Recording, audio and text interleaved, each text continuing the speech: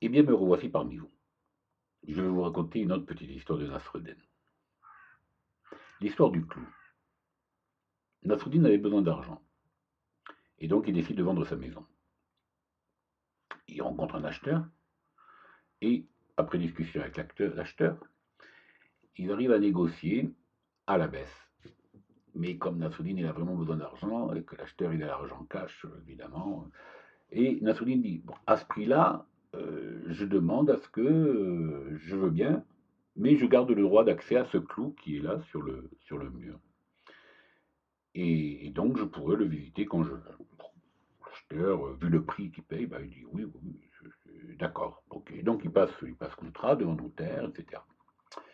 Et puis voilà que 2, 3 jours plus tard, bah, Nasruddin, il vient, toc, toc, toc, il frappe, il dit voilà, je viens voir mon clou.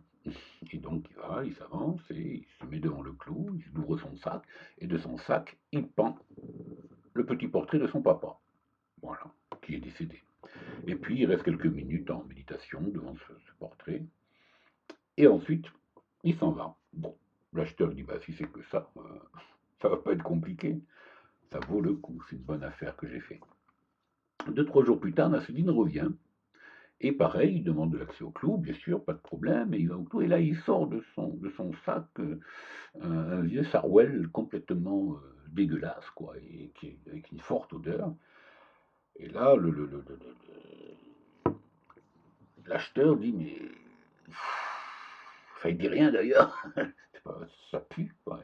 Donc il n'est pas content, et Nassoudine s'en va. Et puis 2, 3 jours plus tard, Nassoudine revient, comme ça, et puis à ce moment-là, il vient, puis à ce clou, il accroche une carcasse de mouton. Et non, là, l'acheteur, il dit, c'est pas possible. Et puis Nassoudine s'en va, et puis la maison, ben, elle est contaminée de puanteur, et ça continue, les jours suivants, et Nassoudine, à chaque fois, il vient, il y a quelque chose qui pue de plus en plus, et la maison est devenue infestée de puanteur. L'acheteur n'en peut plus. Donc il dit à Nasruddin, écoute Nasruddin, c'est pas possible, il faut faire quelque chose, il faut qu'on se mette d'accord, tu ne peux pas, ça ne peut pas continuer comme ça. Bah, Nasruddin, il n'y a pas de problème, bien sûr que ça ne peut pas continuer comme ça, je suis bien d'accord. Donc moi ce que je te propose, c'est que je peux te racheter la maison à moitié prix. Et c'est ainsi que Nasruddin racheta la maison à moitié prix. Voilà l'histoire. Eh bien, je vous propose une petite explication de cette blague du clou. Donc Nasruddin, au départ, il a négocié avec son acheteur pour pouvoir garder ce clou. Ce clou, on peut représenter que si notre maison, c'est à l'intérieur de nous, c'est comme si l'autre avait gardé le droit d'accès à une petite part en nous. Donc c'est ce qu'on trouve souvent dans les couples, hein, avec des contrats ambigus.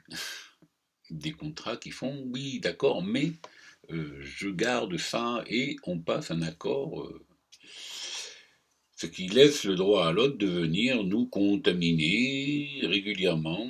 Et cette contamination, c'est-à-dire ce qu'on a laissé, qui est tout petit, hein, un clou, hein, c'est rien un clou, sauf que ce petit clou, on voit bien comment il devient important, important, important, jusqu'à prendre toute la place. Et ça pue. L'enseignement, c'est juste de comprendre que quand je laisse la place à l'autre, ben, il la prend, et même si c'est petit, quelque chose qui n'est pas clair peut vite contaminer beaucoup de choses.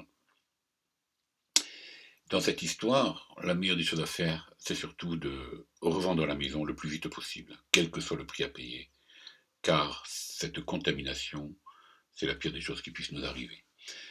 Je vous invite à regarder dans vos relations et dans les miennes, bien sûr, ce que toutes ces relations qui sont des fois des contrats pas toujours satisfaisants, mais on peut s'en satisfaire par la peur d'être seul.